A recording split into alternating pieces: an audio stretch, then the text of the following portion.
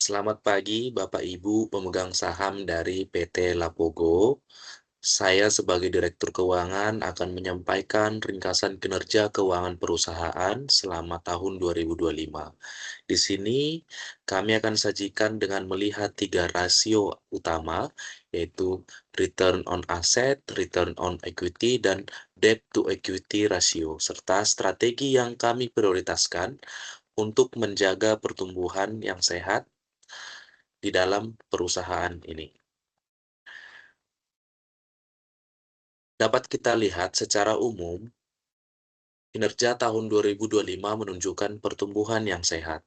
Pendapatan naik 15% menjadi 138 miliar rupiah, sedangkan EBIT tumbuh 22,2% dan laba bersih tumbuh 25%. Artinya, pertumbuhan laba bersih lebih cepat dibanding penjualan, yang menunjukkan perbaikan efisiensi operasi. Total utang juga hanya naik 5%, sementara ekuitas naik 12%, sehingga struktur pembiayaan relatif lebih kuat dibanding tahun sebelumnya. Tiga rasio utama yang kami tampilkan ini memperkuat gambaran yang kami jelaskan sebelumnya. ROA naik dari 8% menjadi 9,1%, berarti aset perusahaan semakin produktif menghasilkan laba. ROE meningkat dari 16% dari tahun 2024 menjadi 17,9%, sehingga tingkat pengembalian bagi pemegang saham membaik. Sementara DER turun dari 0,8 kali menjadi 0,75 kali. Ini sangat penting karena ini memberikan gambaran pertumbuhan tidak dibayar dengan peningkatan leverage yang berlebihan.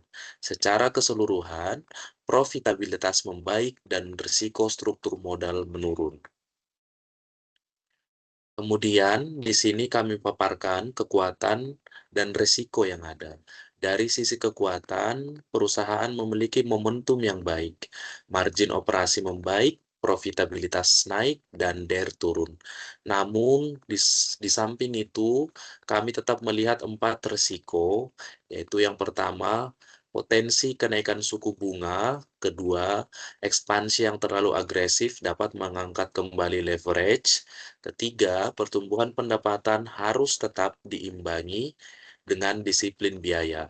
Keempat, pembagian dividen dan belanja modal harus diseimbangkan agar arus kas tidak tertekan.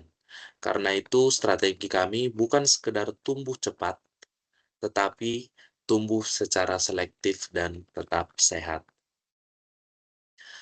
Dan di sini kami sampaikan juga strategi yang kami tawarkan untuk keuangan 2026. Untuk 2026 ada 3 prioritas. Pertama, mengoptimalkan profitabilitas melalui proyek dan produk dengan margin yang sehat. Kedua, menjaga struktur modal dengan mempertahankan DER pada tingkat konservatif, serta menyesuaikan sumber pendanaan dengan arus kas. Ketiga, memperkuat nilai pemegang saham dengan menyeimbangkan reinvestasi, dividen, dan likuiditas.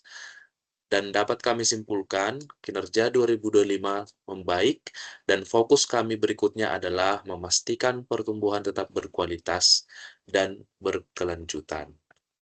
Demikian paparan laporan kinerja keuangan tahun 2025 yang dapat kami sampaikan.